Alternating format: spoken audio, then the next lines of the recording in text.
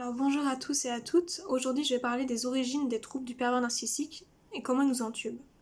Il faut d'abord dans un premier temps comprendre la construction du pervers narcissique. Il faut savoir comment cette personne s'est construite en général. Dans son enfance, il a gardé une blessure profonde, il a souvent été rabaissé dans son ego, il a de même refoulé ses émotions étant petit, il n'y a donc pas de construction ni d'intériorité. Le pervers narcissique va choisir une personne à émotion, parfois hypersensible ou surdouée, ou une personne qui est prête à s'investir beaucoup dans une relation. Il cherche en fin de compte une personne aimante. Alors comment le pervers narcissique nous entube?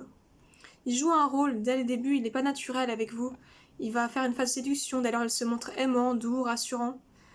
Il vous dit qu'il vous aime très rapidement aussi, dès les premières semaines. Bien sûr, ceci n'est que manipulation. Il considère la personne comme un objet, il ne sait pas ce que le mot aimer signifie. Comment décrypter ces phases de séduction et comment il nous entube? Il en fait trop de compliments, trop de promesses. Du genre très rapidement, il dit qu'il veut s'engager, comme voir des enfants ou se marier alors que vous venez à peine de le rencontrer. Et par la suite, dans la relation, il va vous envoyer des pics du genre mange pas ça, t'es trop grosse, ou baisse-toi, ou t'as vu comment t'es habillée. Alors là, la victime ne comprend pas son changement d'humeur et son état, lui qui était si doux au départ.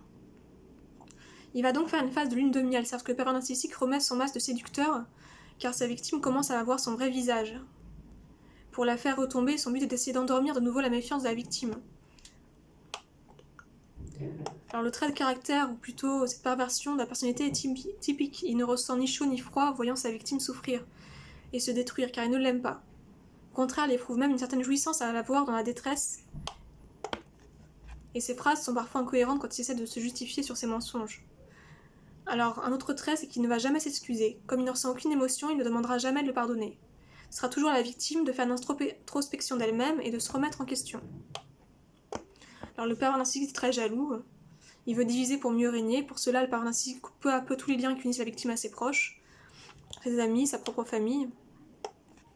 Alors il invente des mensonges qui sont incohérents, comme par exemple je n'avais pas mon téléphone sur moi, puis je me suis fait arrêter par des flics, puis je l'ai perdu dans la voiture.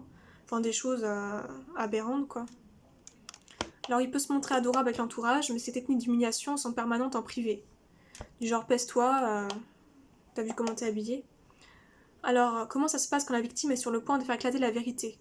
Il tient tellement à son image qu'il va devenir violent dans ses propos. Il va menacer sa victime.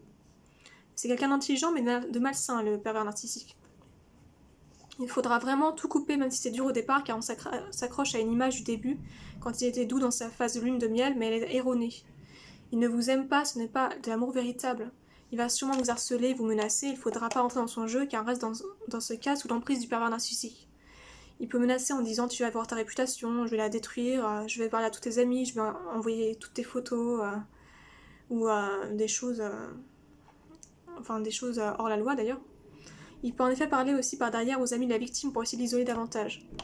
Il a souvent plusieurs comptes pour vous fliquer, Instagram, Facebook, etc. Il faudra bien tout bloquer quoi. Voilà, très bien.